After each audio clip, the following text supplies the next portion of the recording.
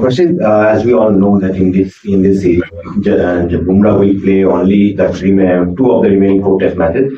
So, as a bowling unit, how challenging it will be for you guys when Jasprit will not be there in the year? What the culture that we guys have created is we are learning off each other no matter who's there, who's around, and with Booms around, he's been talking to all of us all through, even before coming here, or at least for me, I've been part of this team for a few years now, so the conversations are still going on. One thing you cannot get is experience, that you have to do it yourself. And yeah, I think all of us are excited. If you look at the team, everybody is here. Siraj has played a lot of games. He's going to continue playing, and then whoever comes in or whatever happens later, it's a great experience and it's an opportunity. That's the way we look at it. The length that you hold in this test, would you agree maybe probably not enough on the 6 to 8 meter, or what is it like a part of a plan for you to kind of bang the pitch harder on the shorter length? Or is it just that the pitch was flat by the time you came, so you had to pull it? No, I think if I look at the first innings, I was a little too short than where I wanted to be. Definitely 6 to 8 is ideal. Yeah, that's what I would say. I think second innings it got slightly better, but because again the wicket was slightly slower, I had to pitch a few slightly behind 8 and then go slightly fuller when I'm trying to get a wicket. So yeah, I definitely did not bowl the lengths that I wanted to. Is it just being wary of not floating it up there, or is it just an execution issue? Yeah, I think so. Not wanting to float it up there is definitely one of the reasons, and also it honestly took me some time to get used to the slope that side. Yeah, no reasons, but I should be able to do it as a professional. But I take complete responsibility about it, and then maybe do it better next time. Prasidh, how's the atmosphere in the dressing room? Because we saw that last session as well, we were there in the game, miracles could happen in cricket, but eventually the results didn't go in our favor. So what's going on in dressing room or players to happen? Yeah, dressing room still nice and happy and very very motivated. Like I said, we came here knowing what this opportunity meant for all of us, and even in the game today, we might have looked quiet at some stages, but I think we still had a plan. We wanted to do something, and we went about doing it, and we got 2 wickets in a cluster twice. So that still kept the motivation going. And then you know, as a bowling unit, when something's happening, we still ended up taking the new ball. They needed about 20 runs with the same hope of something's going to happen. So we are still there believing. We made sure till the last run is scored, we are still out there and making sure they work hard for it. Are you sort of concerned at all about the economy which you're going on? What can you do to get consistent?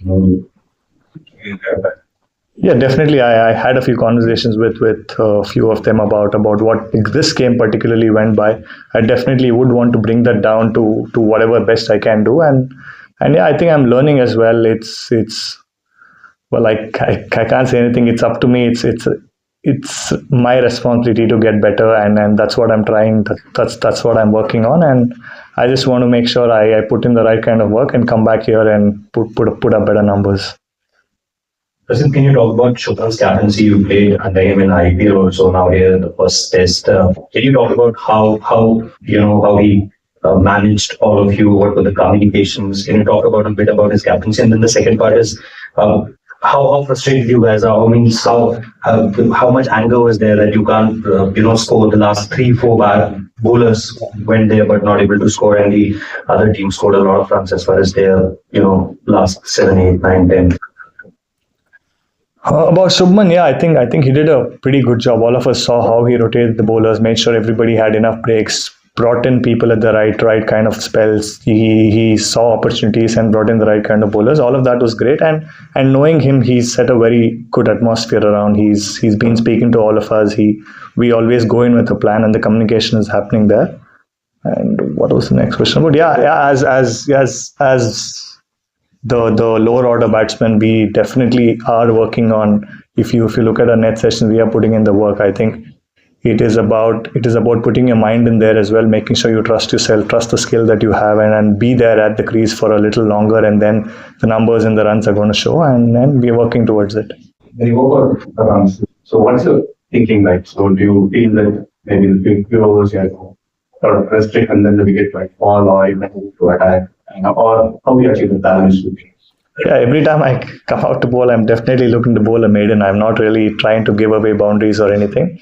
The outfield was fast. The lines that I bowled was not perfect, to be honest, at most times, and they took me on. Some of them were edges, some of them I tried bowling bouncers. I ended up giving runs. So I think somebody in the team had to do it. And if I sit back and say I want to look at my numbers, what my economy is, and not really look at the wickets, it got me a 4 and a 6, and then Jamie Smith got out. So if it means that I do that and get a wicket, I'm happy to do it. But definitely every time I come on to bowl, I am looking to keep the economy rate down and build the pressure up. Prasidh, you just mentioned about the slope and the challenge which you faced while adjusting from one part of the ground. So as an inexperienced bowler who hasn't played a lot of cricket in this part of the world, what is your fallback plan on? What do you do? Who are your support people in the dressing room? What kind of conversation did you have when you were kind of finding it difficult adjusting to the slope? If you could just talk about that, because every venue here will have different sort of challenges, conditions.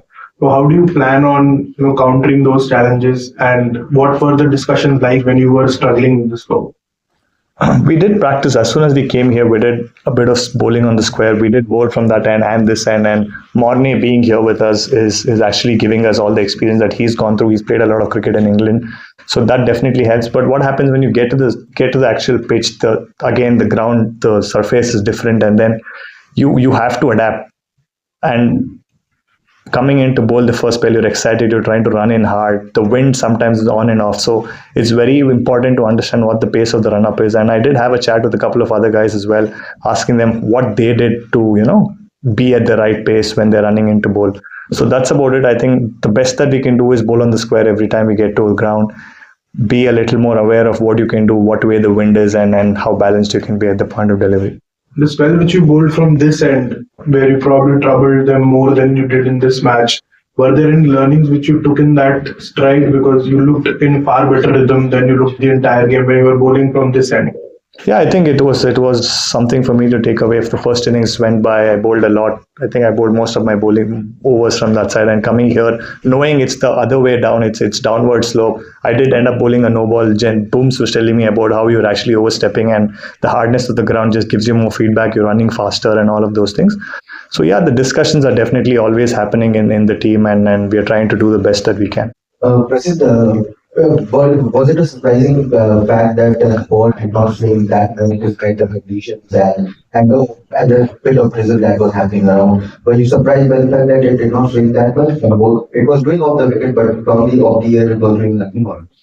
Yeah, I think the drizzle definitely didn't help. Root came on to bat, the ball was moving around, and then there was drizzle all around. Every time the ball goes on the ground, the ball's becoming wet, and when the ball becomes wet, you know what's going to happen. It's going to get softer. The shine's not going to be around. So I think that did play a part. But I think all of that I've heard playing in England is look up. If there's clouds, there is going to be swing. If there's sun, there's not going to be swing. So that's what we're looking to do, and then make sure we bowl the right areas. Was there any challenge in gripping the ball? As you mentioned, the ball got wet quite a lot in the drizzle. The gripping wouldn't say was a problem. It just got softer, and the moment it got softer, the seam got softer, the amount of purchase you get from the pitch differs. So that's what happened. Currently,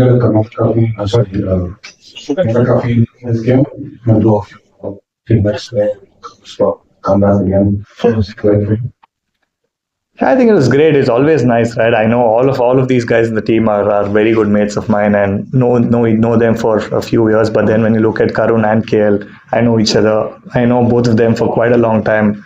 End up having a lot of time together off cricket as well. So it was definitely nice to have the Bangalore boys around.